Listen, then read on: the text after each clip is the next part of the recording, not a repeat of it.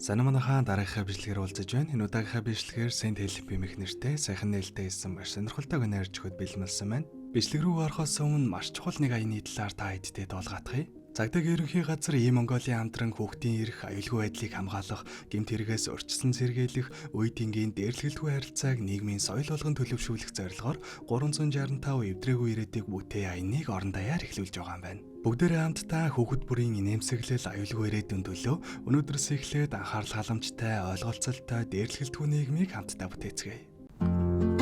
365 эвдрээгүй ирээдүйг бүтээе. За энэ бол манай гол дээр болох Линда компанийнхаа судалгааны хэсэгт ажилладаг бөгөөд ажилдаа үнэхээр сайн нэгэн. Гэхдээ бусадтайгаа харилцах тал дээр жаахан тиймхэн учраас манай хүний карьер нь бага зэрэг удаан дээшилж байгаа гэхүү дээ. Гэтэл түүний хамтрагч болох Донован тус компанид орж ирээд удаагүй мөртлөө Линдатай адилхан төвшөнд ирээ зогсохгүй бүр удирдлагуудынхаа итгэлийг түүнээс ч илүү алчсан яваа нэгэн. Угаасаа бүх ажлаа манай Линдагаар хийлгчихэд тэрийг нь өөрөө хийсэн юм шиг дарга нартаа тайлагнаад хамаг нэр хүндийг нь булааж ахдаг учраас аргагүй л дээ. Энэ удаагийн ажлыг нь ч гэсэн өмнөх шигээ булааж аваад дарга нартаа тайлагнахаар орж байна нэ. Удалгүй зураглал солигдож Линда маань оройн гэртээ ирчихсэн нөхөртөө өдөр болсон явдлаа яриад л хамаг гомдлоо тайлж өгнө гэсэн чинь төдтойгоо ярьж байдیں۔ Манай Линда чинь ганц бие бөгөөд төдтойгоо л амьдэрдэг юм байлээ. Тэгээ өдөр нь Донованд ажиллаа болоолох чаад за яах вэ гэд өнгөрсөн шалтгаан нь удахгүй манай хүн дэд ерөнхийлөгч болж тушаал дэвших нь тодорхой олчихсан бөгөөд хэдийгээр компани бусад ажилчид нь Линдаг маань нэх үнэлдэггүй ч захирал нь бол түүний чадварыг нь бодитоор үнэлдэг нэгэн байж.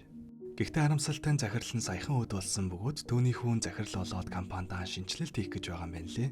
Тэг өнгөрсөн шинэ жилийн үечлэгээр захирал нь хүүдээ Линдаг танилцуулаад үнэхээр сайн ажилчин гэдгийг нь хангалттай хэлчихсэн учраас одоо болох шинжилтээр манай хүн тушаал дэвших нь ер нь бол тодорхой болсон гэсэн үг.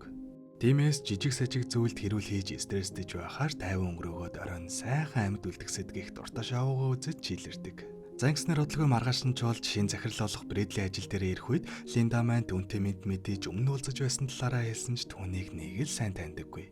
Үүнээс гадна Линда маань яг юм мэдэж байхдаа сандраад түүнтэй гинт уулзчихсан болохоор ам дээр нь хоол байгаагч анзаараагүй бөгөөд энэ нь Брэдлид нэлээд муу сэтгэлдүүлдэг.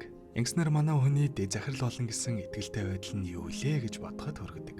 Манай хүн л өөрөө захирлыгаа сайн таниад сайн ажилтан болохоор намайг мэдэж байгаах гэж бодож байсан боловч яг үнэндээ шин захирлын түүнийг бараг л таньсангүй. Танихгүй байна гэдэг нь аав түүнд Линдаг хэрсэн ажилтан бэ гэдгийг нь хэлж байсан гэдгийг мэдэхгүй байгаа л гэсэн үг. Тэгээ ядаж байхад ингэж эвгүй сэтгэгдэлтэй уулзаа зогсохгүй сонин нарийн антер яриад л бүр улмал дургуйг нь өргөжчихдэг. Гэхдээ ер нь бол ингэсэн ингээгүй Брэдлигийн хувьд анхнаасаа л Донованыг дэд захирал болгохоор шийдчихсэн байсан юм байна лээ. Энийг нь сонссон туслах нь Брэдлид хандан танаа авч нь Линдаг дэд захирал болгоно гэж ярьж байсан. Тэгэд чиний ажлыг Донован одоохондоо хийж чадахгүй Линда л хийж чадна гэдгийг хэлдэг. Тэгсэн за яах вэ хэсэг Линдагаар Донованд юм заалгаж аваад түүнийг сураад ирэнгүүт нь хөөгд явуулчихъя гэдэг. Угаасаа энэ Донован Брэдли хоёр чинь хамт голфитер тоглодог бараг л найзууд юм байна лээ. Тэгээд дээрэс нь Брэдли бол угаасаа компаниудаар дэх дурслаггүй залуу хүн болоод ч тэрөө ажилдаа сайн хүнийг биш өөрт нь илүү таалагддаг хүнийг л хажуудаа авах сонирхолтой байгаа. За тэгтэл бодлого нэрэл Донованыг дэд ерөнхийлөгч болох талаар шуум гарч эхлэх бөгөөд энийг нь сонсон Линда маань шууд Брэдлитэй уулзгаар шийддэг. Явж ороод шулуухан л энэ албан тушаал дуг нь би өөрийгөө очно гэж бодож байсан юм. Гэтэл юу болоод 6 сар ажилласан ямар ч ажлын туршлагагүй хүн очихоор болчих воо гэж асуудаг. Брэдли хариуд нь чи бол ажилдаа үнэхээр сайн мэрэгжилтэн гэдэгтэй чинь хэн ч маргаахгүй. Гэхдээ дэд захирал гэдэг бол удирдаг албан тушаал. Үүнийг бусадтай харилцах чадвар сайтай, хамт олондоо хүлийн зөвшөөрөгдсөн, сайн гэрээ хийжгэж чаддаг, үгүй ядчаал гольф тоглож чаддаг хүн хийсэн дээр ухаа гэж бодсон юм. Гэхдээ чамайг ингэж шууд над дээр ороод ирсэн зоргийг чинь үнэлээд би чамд нэг боломж олгоё гэж бодлоо. Удахгүй Бангкок руу томоохон уулзалтаар явах гэж байгааг ч мэдэж байгаа ах. Түүнд хэрэг болох Димитралыг үзээгээд тэр уулзалтыг амжилттай болгочих юм бол би саналаа эргэж арья гэж хэлдэг. Уг нь ингэж хэлсэн зорилго нь түүний гомдоогоод ажиллаас нь өөрөөр нь гаргах зорилготой байсан юм байна лээ.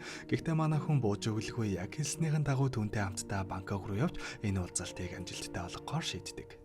За тэгээ манай хүн жонгоцонд нисэж байхдаа өртөл нөгөө Димитралыг нь зохицуулчих гээд шаргуу ажиллаж байтал нөгөө Брэдли болон туслахууд нь нийлчихсэн манай хүний нэг бичлэгийг нь үзээд бөөндөө шоолцгож байт юм да. Линда маань угаасаа байгальд хэрхэн аминд үлдэх, хүн цорилтын өдөөс сүр зогсох гэх мэт экстрем зүйлд нэлээд дуртай болохоор тиймэрхүү бичлэг хийдэг л байсан юм байна лээ. Эсвэл магадгүй өөрийнхөө үздэг дуртай шавандаа оролцох гээд шторк маягийн видео бэлтжсэн байсан байх л та. Тэгсэн тэрийг нь Брэдли болон босд нь үзчихээд л манай хүнийг шоолоод инээлдэж байтал гинтэл онгоцон дэвдрэл гараад юу юугүй л хамаг хүмүүс нь агаар таягдаж эхэлдэг. Энэ үеэр яг нөгөө Доноун чинь бүсээ зөвгөөгүй байж дараад манай Линдагаас зуурчсан тусламж өсөх бөгөөд Линда чуг нь аварч гээд тэрэндээ л хичээдэг. Тэгсэн бүр нөгөөх нь давраад сандлаа өгмөг гээд байхлаар нь гарыг нь сэрээдэж хаяад онгосноос нисчихэн тэр.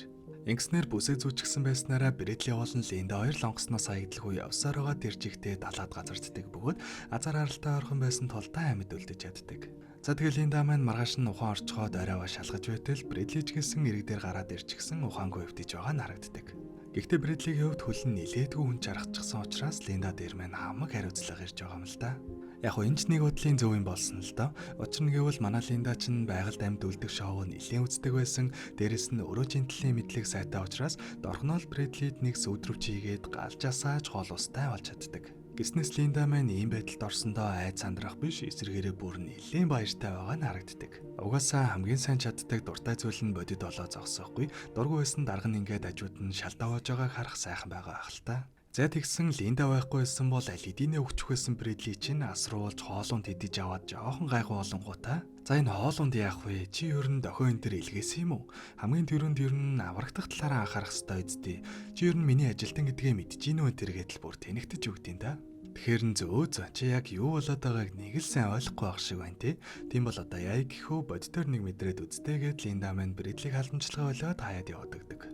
За тэгээ ганцхан хоног явчаад эргээд ирсэн чинь нөгөө Брэдли чинь бүр шалдаа буужчихсан үхэл ханхлуулцаа эвдчихийдээ. Одоо л нэг юм нөхцөл байдлаа бас хаана байгаагаа олгоод Брэдли маань номонд орж явах шиг байна. Үүний дараагаар Линда маань ойгоор явж байгаад зэрлэг хамуур болсон гэдгээ хэлээд ганцаараа түүнийг агнахаар шийддэг. Мэдээж ганцаараа зэрлэг амтантай тулна гэдэг эрсдэлтэй л дээ. Гэхдээ энд хэр утгаа мэдэхгүй учраас шимтгийлтэй хоол олдсон дээр нь алдаж болохгүй гээд л үзэх гэж байгаа юм лээ. За тэгээ манай хүн ч угаасаа туршлагатаан дээр бүр авьяастай ч юм бэ лээ. Жинхэнэ байгальд гараад яг л өөрийгөө олов гэлтэй нөгөө зэрлэг хагаатай чинь үзэлцээр байгаад эцэст нь агнаж чаддаг. Ингэснээр шин дижилтэй мах идээд саахан аштай болсон болоод ч тэрөө манай хоёрын харилцаа нэлээд дажгүй болж эхэлдэг. Маргааш нь Линда маань бас л ойгоор явж байгаад нэхгүй хөрхрөө олоод бөөн баяр байж байтал яг ажихунд нь нэг зав явж байгаа нь харагдхан дээр. Бөөн баяр олоод яг дуутах гэснээ гинт болчихдаг. Яасан юм бол гэсэн чинь дарагдаа дахиад хэд хоног амьдрал мэдрүүлж өөрийгөө ямар сайн хүн гэдгээ харуулсныгаа дараа л буцъя гэж бодсон юм лээ. За тэгсэн хэд хоногийн дараа шархан нэдгрээд овоо гайгүй алхаж чаддаг болоод ирсэн нөгөө Брэдли чинь дахиад л өглөж эхэлдэг. Хоёлын энд ингээд зүгээр л байгаад байх юм уу? Ядад цал хийгээд өөртөө эндээс явцгаая л да гэтэл энэ санааг нь Линда шууд л эсэргүүцдэг. Яг хоо дажгүй санаа байна л да. Гэхдээ наадах чинь бол бүр амьдрах аргагүй болоод эцсийн мөчтөө л хийх сонголт. Харин бид одоохондоо хоол хорогдох байраар дутсан юм алга байна. Тиймээс тийм эрсдэлтэй зүйл хийлгүй зүгээр л эндээ аврах баг эртэл аюулгүй хүлээх хэрэгтэй гэж хэлдэг. Гэтэл Брэдли маань үүнтэй санал нэгдэхгүй байгаа учраас ер нь би чамаас тусдаа гарлаа. Чамаг яаж хийдгийг харсаар байгаас орчихсан нэг сүртэй юм биш л байна лээ штт. Одоо чиний тусламж хэрэггүй гэд явагддаг. Гэхдээ харамсалтай нь бодит байдал Брэдлигийн төсөөлсөн шиг нь амар байсангүй. Хийгээд сурчсан хүн учраас л амархан харагдуулаад байсан болохоос чадахгүй хүний хувьд бол хизээж бүтэхгүй зүйл. Тиймээс Брэдли маань 1-2 өдөр болсноо яасан дахиад шалтаа угаад буцаад Линдагасаа тусламж хүсээд иргээд ирдэг. Тэгсэн Линда хажууд нь юу вэ? Бараг л амралтын газар байгаа юм шиг л хоолундтай тогтой амьдарч байдیں۔ Да. Бүр дээрээс нь далайн эрэг дээрээс хөвж гарч ирсэн гутгатай хүртэл болчихсон учраас манай хүний хоолныхын жанр нь нилээ заажирсан байдаг. За тэгээ Брэдли маань за ёстой очлаарай. Би үнэхээр том алдаа хийсэн байна. Дахиж хизээч ингэж тэнэгдэхгүй гэд уйлан дуурайд гуйсан болохоор Линда маань өрөвдөөд дахин түүнтэй эвлэрч хамтдаа амьдрахаар болдог. За ингээд манай хоёр эргээд эвлэрснээр Линда маань Брэдли дарлыгаан талаар олж мэдсэн зүйлсээ зааж өгөхөр болдог. Брэдлигийн хөлнч нэлээд дээрдсэн учраас дан ганц Линда хоол хүнс бэлдэх биш, Брэдлиш туслах хэрэгтэй учраас түүнд ямар жимсэн хортой, ямар жимсэн хоргоо талаар зааж өгөө зогсохгүй, очиж болохгүй аюултай газруудыг ч тодорхой зааж өгдөг. За ингэчгээд буцаж байхдаа Линда маань санамсаргүй хөл алдаад яг унах гэж байхад нь Брэдли дуунийг авардаг. Амьд гарсан Линда маань баярлсандаа бэлтчихсэн байсан дарсаа оройн задлаад манай хоёр сайхан юмэр цав харалдаг. Энэ Линда нэрээ газрын мохорт ирчихсэн байж дарс хүртэл хийчихсэн жоох шиг бараг түүц ажил болох нэ. За тэр ч яах вэ? Манай хоёр дарсаа ууж юм ярьж байхдаа нэгнийхээ өнгөрсний талаар мэдэж авцгаадаг. Брэдли маань ааваасаа хол хүндий өссөн бөгөөд ээжтэйгээ л хамт өссөн юм байна лээ. Гэхдээ харамсалтай нь түүний ээж нь хүчирхийлэгч байсан учраас түүний хүүхэд нас нь тийм сайхан өнгөрөөгүй гэдгийг мэдэж авдаг. Харин Линдагийн хувьд өмнө нь хүнтэй сууж байсан бөгөөд нөхөр нь өөд болчихсон юм байна лээ. Гэхдээ нөхөр нь бас л нэг хүүгийн гар байсан бөгөөд салмаар байдаг, залж чадахгүй нэг тийм харилцаанд гацчихсан явж байтал нөхөр нь өөд болсон байдаг. Нөхөр нь нэлийн уудаг гар байсан бөгөөд зогтуу машинаа өрж яваад осолд орж өөд болсон юм байна лээ. Уух болгондоо машинаа барьж явах гээд байнга л дэлгүүрээ хайдаг байсан бөгөөд Линда маань дандаа л нуучдаг байж. Гэхдээ нэг л өдөр энэ бүхнээс залхсан Линда түүнд зүгээр л түлхүүрийг нь гаргаж өгөөд явуулчихсан бөгөөд тэр шөндөө нөхөр нь осолд орж өд болсон байдаг. Энэ талаар хэндэж өмнө нь ярьж байгаагүй бөгөөд Брэдлид л анх удаа ярьсан нь энэ байв. Хөрх юм энэ үйлдэлтэй одоо хүртэл гимшиж амьдрдаг юм шиг байна лээ.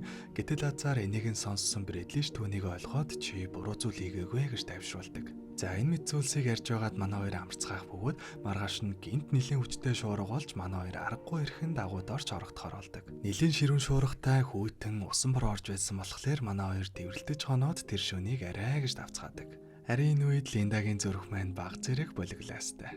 Маргааш нь сэртэл манай хоёрын барьсан хорогдох байранд ирчгтээ сүрчгсэн байх ба энийг харсан Брэдли зүгээрээ хойлоо дахиад чинийг барьчихъя гэж хэлдэг. Нөгөө юм л бол явъя энтергээд л гомдлоод байдаг хүн чинь эндээ үлдэх талаар бодоод эхэлчихсэн байхыг бодоход өчигдөр Линдагаас гадна өөр нэг хүний зөрөгчгөлсөн болголсон бололтой. Удалгүй манай хоёр жоромжоо дахин барьж дуусны дараа Брэдли маань гинти уулсын нэг удаа ч болов чамайг орой холноос чинь чөлөөлье. Өнөөдрийн хоолыг надад даатгаарай гэж хэлдэг. Мэдээж болголсон зөрөгтэй Линда дуртай наргагүй зөвшөөрлгүй яах вэ? Удалгүй оройч болж Брэдли маань нилээн дажгүй царай зүстэй хоол бэлтчихсэн байна шүү. Гэсэн чинь нөгөө олноос нь эзэн Линда маань долгоо нэргэж байснаа гинтэл унаад өгөхөн тэр. Нөгөө Линдагаас сурч авсан ордоо жимсээрээ хоол игээд өгчихсөн л байсан юм байна лээ.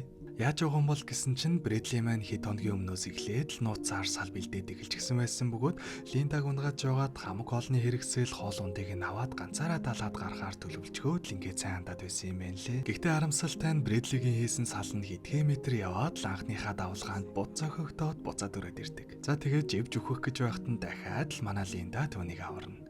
Маргааш нь чуулж Брэдли маань өөл нэг хэлдэг үгнүүдээ хэлж уучлалт гойж эхлэхэн дэр. Гэхдээ Линда маань түүнд уурлах шаардлагагүй угаасаа л бүтлгүй амтан гэж үзээд бүр харин ч эсрэгээр нөрөвдөөд түүнд бүр хоол хийж өгдөг. Брэдли ч би нэрээ үнэхээр л бүтлгүй амтан юм даа гэдэл усан нүдлээд нөгөө хоолыг нь идэж байтал гинтэл хөдөлж чадхаа болчихоо. Юу болов гэсэн чинь Линда маань Брэдлид хөдөлгөөнийг нь хордог хортоо наймаалж идүүлчихсэн байлгүй яах вэ? Аль дээр үед энэ хортоо наймаалжийг олсон бөгөөд за энэний эрэг арайж гарахгүй байлгүй гэж бодсон чи юмыг аж мэдхүүгээ дадгалчихсан байсан юм байна лээ. Тэгээд эцэст нь энийг ашиглах шаардлага гарч байгаад ер нь бол миний хувьд бол үнэхээр харамсалтай байна гэж хэлдэг. Хилээд үг авахгүй боломж олгоод ойлгохгүй байгаа хүнд ойлгуулах ганц л арга байдаг. Тэр бол яс маханд нь ойлгуулах гэж аав минь дандаа хэлдэг байсан нь үнэн байж тээ гэж хэлээд нүдэн дээр нь түүний эргэтэнгийн тогтлоод хайчихдаг. Уйлахаас өөр юу ч хийж чадахгүй эргэтний алдаж байгаа Брэдлиг харах бас жаахан өрдмөр санагдсан үнэхээр. Гэсэн чинь хазаар эргэтэнгийн тасалж байгаа юм шиг санагдуулаад оронд нь хар хаалж байсан юм байна лээ. Гэхдээ энэ бол эцсийн сануулга шүү. Дахиж нэг л удаа надаас орох юм бол тэр үед харах биш жинхнээсээ эргэтэн чинь байна шүү гэж хэлдэг. За тэгсэн маргааш насны эхлээд Брэдли маань бүр номондоо орчихсон бараг үг дуурахгүй дараахан нэгэн болчихсон байх нь тэр. Тэгэхэр нь хүүхдэр бас арай хатуу тоглочих уу? Жим сентер авчирж арга дита энтер гэж бодоод явж байтал гинт Брэдлигийн найз охин нь нэг завтай хүн өсөлж гисэн хүрээд ирхэн тэр. Ер нь бол энэ хавар эрлийн багууд зөндөө айгаад эцэст нь бүр шантраад гайхаа болж эхэлж байсан юм байна лээ. Гэсэн ч Брэдлигийн найз охин нь бууж өгөлгүй ганцаархнаа хүн хөслөөд энэ хавийн арлуудыг нэг нэгэнгүй хайсаар аваад олоод ирсэн нь энэ байдаг.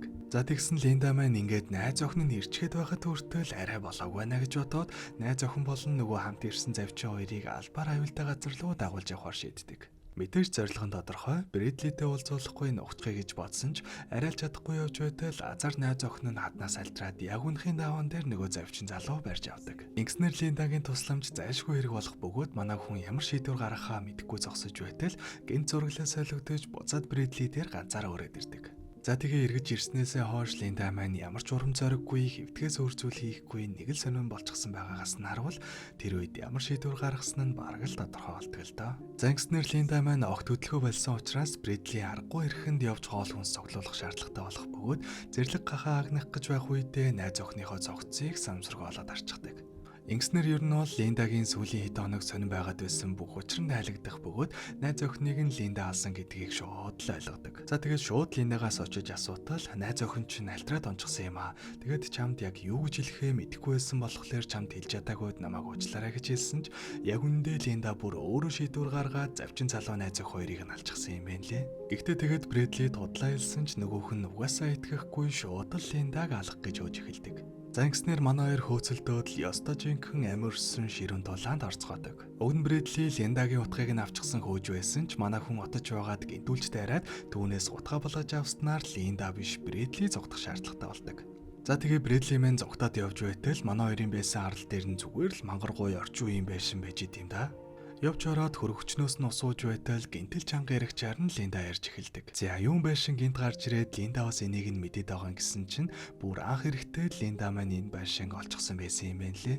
Энэ байшин болохоор нэг тэрбумтны байшин бөгөөд манай хүн олсон даруйдаа тохиоллыг нь унтрааж аваад эндээс гой үрд гэрхтэй юмнууд тэр дундаа нөгөө гутга мутгаа эндээс авсан байдаг. Тэгээ угаасаа аль дээр явах боломжтой байсан ч яваагүй шалтгаан нь даргаасаа өшөө авах энэ төр бол биш. Линда маань Брэдли тайртай болчихсон бөгөөд бүр эндээ хамт амьдрын энэ гэж бодож исэн юм байна лээ. Онгоцны ослоос хойлох 8 дүлдээд тэгээд бүр ийм газар ирсэн нь хувь тавилан гэж бодсон энэ төр гэдэл манай Линда ч бас нэлээд эвгүй гар байсан гэдг нь мэдэгдэж эхэлдэг. За тэгээ баахан худлаа юм ярьж талгоог нь эргүүлж байгаад гинт Линда маань буу яриад Брэдли дээр хүрээд ирлгүй яах вэ? Манай хүн чинь Брэдлигээ бол бүр үнэн тарихтай зурцсан байгаамаа. За ингээд бүх зүйл дуслаа гэж бодтол ядж яхад энэ Брэдлийн бас ярианы чадвар сайтай юм аа. Дахиад л нөгөө уучлаараагаа хэлээд амьгууж эхэлдэг. Гэхдээ энэ удаа бол би үнэхээр өөрчлөгдсөн. Би чамд бараг л хайртай болчихсон байна. Хойлоо одоо бол буцах шаардлагагүй эндээ үр танттай амьдрын энэ төр гэдэлгүйсэн чинь Линда маань тэр хүнд нь итгэж эхэлгүй яах вэ? Харамсалтай нь Брэдли энэ удаач гэсэн худлаа ярьсан бөгөөд Линдаг уйрааж анхаарлыг нь сарниулж байгаад гинт түн рүү дайраад бууг нь булааж аваад буутах гэсэн чинь нөгөөх нь ажилдаггүй бууж таардаг. Ингэснээр энэ удаа Линда маань ямар ч хэрэгэлцээгүй Брэдлийг цааш нь харуулад ганцаараа буцаж ирдэг. За тэгээ мэдээж ойлгомжтой цорын ганц амьд үлдэгч учраас хүснээрээ дүүхөө зохиож яриад нэлийн алдартай амжилттай нэгэн болж байгаагаар киноманд дуусдаг. За нэг иймэрхүү кино байлаа. Тэгээд бичлэгэн таалагдсан бол дардаг юмнуудаа дараараа дараах эвлэгээр уулзтлаа. Түр баяртай.